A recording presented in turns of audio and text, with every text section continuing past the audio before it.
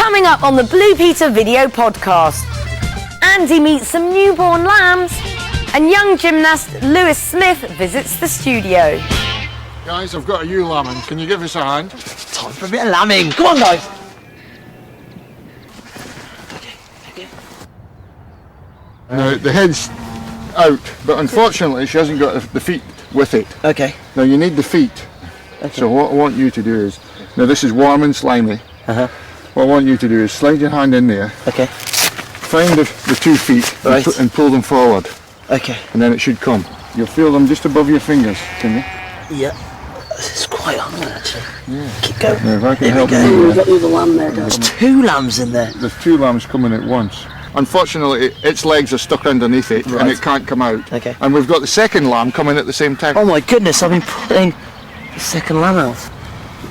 Which is that one there. There we go. That's why it was a lot harder. Now if you take that leg Yeah? and pull, Yeah.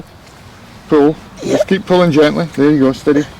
Just hold it there. Yeah. Now what I'm going to do is I'm going to pick this up by the hind legs Okay. and I'm going to shake it so that it starts to breathe. Okay. It's just starting now, you see? Okay. Slime.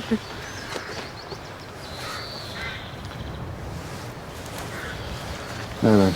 Here we go. Look at that. Now And you, that's a bit you of give it a rub, movement. you keep it rubbing. Yeah. That's what his mother will do for it. Hold on, lamb. Hello, Hold it there, Mr. Alice. Okay. We're actually helping her by doing this, Yeah, obviously. absolutely. Okay. Now then, you do as you were doing before, Okay. and the other lamb should come out. Keep going, gently, there you go. You've done that brilliantly. Oh, look at that. What's all this gooey stuff around it? That's the afterbirth. That's surrounding the lamb inside its mother. Okay. That's where it gets its nourishment from. And there's its umbilical cord there. There we go. This is a fighter. Hello. How do you know if it's a boy or a girl? Here we go. There's a girl. That's a girl. That's a girl. And that's a girl. There you go. Zoe and Connie. All right, Lewis, talk me through it. Right, we'll show you the easy way. If you like to bend your arms, Yeah. and then bend your legs, Yeah. and use your stomach muscles to tip yourself upside down. There we go. Straighten them. Yep. Look at that. Okay. Where are you? It's probably the best one I've seen. Am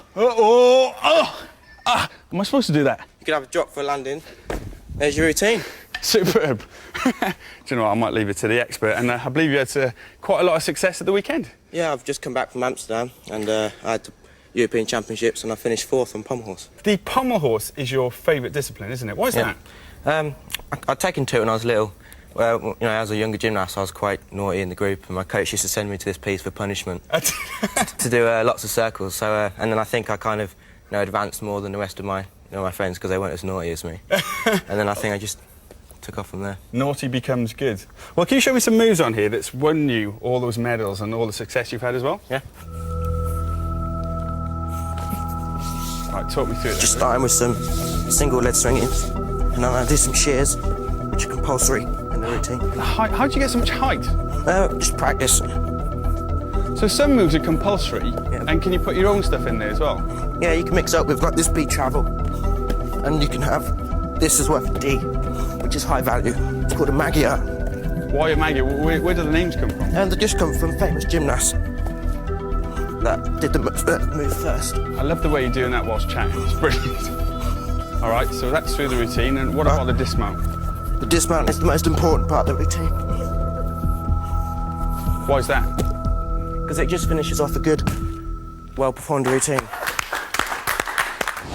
I've had to spend hours just deciding what to wear. A Roman matron must always look her best. A Roman matron wasn't someone who works in the hospital like today. She was a respectable married woman. A pale, milky complexion is the order of the day. I've got skin bleach made of lard and lemon juice. This lard is kind to my skin and the lemon juice lightens it.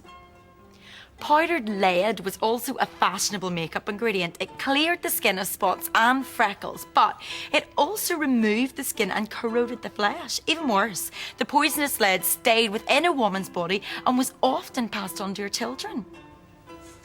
We use oil like this to wash with. I rub it all over my skin, and then my slave scrapes it off with this strigil. My teeth are always in perfect condition. That's thanks to my mouthwash. It's a delicious glass of my own urine. It bleaches my teeth and makes my smile whiter than white. Oh, mind you, a lot of people in Roman times didn't bother as they had teeth made out of wood or ivory. Slave, have you seen my spongia? Ah, thank you. Now, a spongia was a sponge stick, the ancient equivalent of toilet paper. Matrons were lucky as they'd have their own, but common people and slaves would have to share.